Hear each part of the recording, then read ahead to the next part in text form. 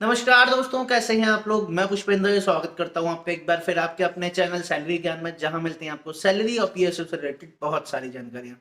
दोस्तों, आज हम बात करने वाले हैं रैंक के बारे में।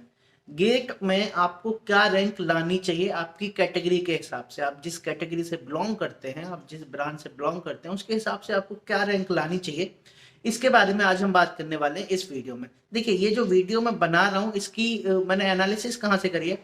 अभी जो रिक्रूटमेंट हुई है, जैसे एनटीपीसी में रिक्रूटमेंट हुई थी थोड़े टाइम पहले, उसके बाद अभी आईओसीएल का रिजल्ट आया, तो जो लोग अभी रिक्रूट हुए हैं, जिनका सिलेक्शन हुआ है, उनसे मैंने बात करी। जितने लोगों से मेरी बात हो पाई है, उन लोगों से मैंने कांटेक्ट किया है, और उनके बेस पे कि उनकी क्या क्या रैंक रही है, किस हिसाब से उनका इंटरव्यू गया था और किस हिसाब से उनकी सिलेक्शन हुई है, उसके बेस पे यहाँ पे आज मैं आपको रैंक बताने वाला हूँ। अब ठीक है, अब ये वाली रैंक जो मैं आपको बताने वाला हूँ, ये ब्रांच वाइज नहीं बताने वाला हूँ, बिकॉज ब्रांच वाइज जो एनालिसिस है उसमें टाइम लगता है, वो बहुत मुश्किल है और कर पाना कि यार मतलब सिविल इंजीनियरिंग की किस कैटेगरी में कितनी रैंक तक सिलेक्शन हुई है, ये बता पाना बहुत मुश्किल है। बट यहाँ पे मैं आपको एक जनरल परसेप्शन देने वाला हूँ कि इतनी रैंक अगर आपकी आती है तो आपकी पीएसयू में सिलेक्शन आसानी से हो सकती है। ठीक है, तो आइए इसी पे आगे बढ़ते हैं और इस पर बात शुरू करते हैं।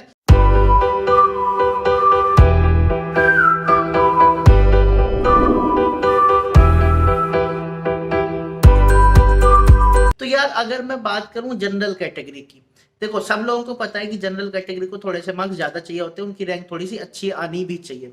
ठीक है, बिकॉज कंपटीशन बहुत ज्यादा होता है। तो जनरल कैटेगरी से अगर आप बिलोंग करते हैं और अगर आपकी रैंक कुछ 350 से लेके 500 के बीच में आ रही है, ठीक है, मतलब 350 से कम आई तब तो डेफिनेट सी बात है, लेकिन अगर 350 से 500 के बीच में आ रही है तो आपको पीएसयू मिलने के चांसेस हैं। अब इसका बेसिस क्या है? इसका बेसिस सिंपल है।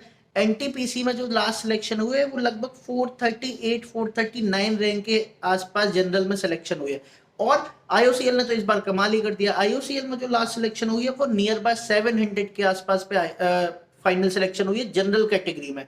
ठीक है, तो अब बहुत सारे लोग कहेंगे कि सर मेरी रैंक तो 300 है, मेरा नहीं हुआ है। कई तो ऐसे भी आएंगे, सर मेरी रैंक तो 90 है, मेरी रैंक 100 है, अंडर 100 है, फिर भी मेरा नहीं हुआ है। तो यार यहाँ पे देखो, बात सीधी सी ये है कि सभी का सिलेक्शन तो नहीं होता है, ये आपको भी पता है। कोई आदमी रैंक 3 4 1 डिजिट रैंक लेके भी बैठा हुआ होता है, उसका भी सारी कंपनियों में सिलेक्शन नहीं होता है। ठीक है, उसके इंटरव्यू के बेस पे बहुत सारी चीजें डिपेंड करती हैं। बट मैं एक मोटा मोटा आपको एक अंदाजा बता रहा हूं कि अगर इसके बीच में आपकी रैंक आई हुई है तो देर आर फेयर चांसेस कि आपकी सिलेक्शन उसमें हो जाए, मतलब किसी भी कंपनी में आपकी सिलेक्शन हो जाए। तो अगर आपकी रैंक 350 से लेके 500 के बीच में आई हुई है तो आपकी सिलेक्शन किसी भी पीएसयू में, मतलब किसी भी पीएसयू में, मतलब अगर एक में नहीं हुई तो दूसरे में, दूसरे में नहीं हुई तो तीसरे में आपकी सिलेक्शन हो सकती है। वन मोर थिंग यहाँ पे मैं आपको ऐड करना चाहता हूँ कि ये जो सिलेक्शन है, ये जो रैंक मैं आपको 350 से 500 बता रहा हूँ, this also varies according to what, this varies according to the number of seats available. जितनी भी नंबर ऑफ सीट्स अवेलेबल होंगी उसके हिसाब से ये 350 से 500 जो रैंक है ये आगे पीछे होती रहती है। आई होप आपको समझ आ रहा होगा कि मैं क्या कहना चाहता हूँ। मतलब 350 से कम है अगर आपकी रैंक, तो देर आर बेटर चांसेस कि आपको पीएसयू मिल जाएगी। अगर आपकी रैंक 350 से 500 के बीच में लाया करती है, then there are fair chances कि आपको पीएसयू से कॉल भी आएगी, प्लस आपकी पीएसयू में सिलेक्शन भी हो सकती है। ठीक है, तो लेकिन ये वैल्यू जो है ये बदलती भी रहती है। कितनी बदलेगी? कोई बहुत ज्यादा वेरिएशन नहीं आता, मतलब वही 350 से 300 आ जाएगा, यहाँ पे 500 का 500 ही रहेगा। तो 300 से 500 के बीच में अगर आपकी रैंक लाया करती है, then there are fair chances कि आपको कोई ना कोई पीएसयू रिक्रूट कर ले। ये थी जनरल कैटेगरी की बात। Now we will move on to OBC category. OBC में मैं क्या बोलने वाला हूँ, ओबीसी में जो रैंक है, अगर आपकी 500 टू 600 के बीच में आपकी रैंक आती है, then there are fair chances कि आपको पीएसयू से कॉल आए और पीएसयू में आपकी सिलेक्शन हो जाए।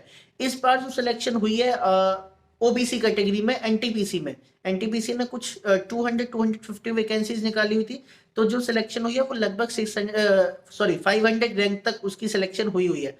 और अगर मैं बात करूं आईओसीएल की, तो अभी तक मुझे 750 रैंक तक वाला मतलब मैं आपको बता सकता हूँ कि 750 रैंक तक की सिलेक्शन ओबीसी में हुई है। बट अगेन डिपेंड्स कि आपकी परफॉर्मेंस कैसी होती है इंटरव्यू में, डिपेंड्स कि कंपनी को कितने नंबर ऑफ सीट्स की रिक्वायरमेंट है, डिपेंड्स कंपनी में उस कैटेगरी की, उस ओबीसी कैटेगरी की कितनी रिक्वायरमेंट है, इन सारी चीजों के बेस पे भी डिपेंड करती है। But if you have a rank between 500 to 600, then there are definitely fair chances to get you selected in a PSU। ठीक है, ये हो गया ओबीसी की बात। Now we will move on to SC category. SC category से अगर आप बिलोंग करते हैं तो आपको 800 से 900 रैंक तक में आपका क्वेश्चन होता है कि आपकी सिलेक्शन हो सकती है। 800 से 900 रैंक में आपकी सिलेक्शन टॉप कैटेगरी की पीएसयू में नहीं होगी, जैसे एनएचएआई हो गई। एनएचएआई बहुत कम वैकेंसीज निकालती है। ये जो मैंने ऊपर जनरल ओबीसी के लिए भी ये जो रेंज बताई है, इस रेंज में आपको एनएचएआई में सिलेक्शन नहीं मिलेगा, I am damn sure, because NHAI की जो वैकेंसीज होती हैं वो बहुत कम होती हैं, बहुत कम वैकेंसीज एनएचएआई निकालता है। उसके बाद ओएनजीसी में आपकी सिलेक्शन हो सकती है इफ वहां पे वैकेंसीज ज्यादा निकली हुई, बिकॉज ओएनजीसी में कंपटीशन इन कंपैरिजन ज्यादा होता है, बिकॉज ऑफ पर्क्स अच्छे हैं, बिकॉज ऑफ उसकी सैलरी बहुत अच्छी है, बिकॉज ऑफ जो लोग एनएचएआई में नहीं जा पाए हैं they definitely want to get into ONGC.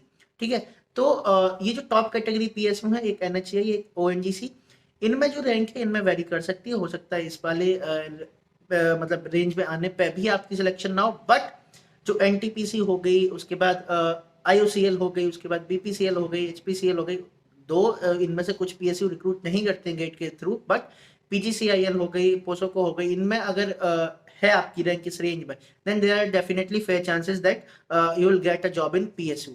ठीक है, ये हो गया SC category. Now we will move on to ST category. ST category की अगर मैं बात करूं तो अगर आपकी रैंक अंडर 1000 है, ठीक है, अंडर 1000 अगर आपकी रैंक है, then there are fair chances.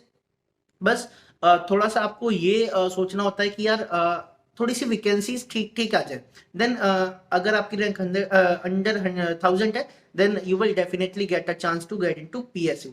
तो दोस्तों ये थी general OBC SC ST category की एज एक रैंक रेंज, जिसमें अगर आप लाए करते हैं then there are fair chances कि आप ये इस पे आपको पीएसयू में आपकी सिलेक्शन हो जाए। और बेसिस क्या है? बेसिस वही है कि अभी जो सिलेक्शन हुई है उनके बेस पे मैं आपको ये रैंक बता रहा हूँ, मतलब ये लेटेस्ट बता रहा हूँ, कोई आपको 17 16 15 की रेंज में नहीं बता रहा हूँ, मतलब 2017 2016 के बेस पे नहीं बता रहा हूँ, ये अभी के 20 और 21 के बेस पे मैं आपको बता रहा हूँ। तो दोस्तों आई होप आपको समझ आया होगा। आज के वीडियो में इतना ही। अगर आपके कुछ स्पेसिफिक क्वेश्चंस हैं तो आप मेरे से नीचे कमेंट करके पूछ सकते हैं। आप मुझे इंस्टाग्राम पे मैसेज कर सकते हो, मैं वहां पे डेफिनेटली सबके ही रिप्लाई देता हूं। कोई शायद ही है एक आध पर्सन का जिसका रिप्लाई ना गया हो, but I don't think so. तो आप मुझे वहां पे भी मैसेज कर सकते हैं। ठीक है, तो आज के वीडियो में इतना ही। आगे फिर मिलेंगे एक नए वीडियो में एक नई नॉलेज के साथ। तब तक के लिए बी हैप्पी, बी मोटिवेटेड। नमस्ते।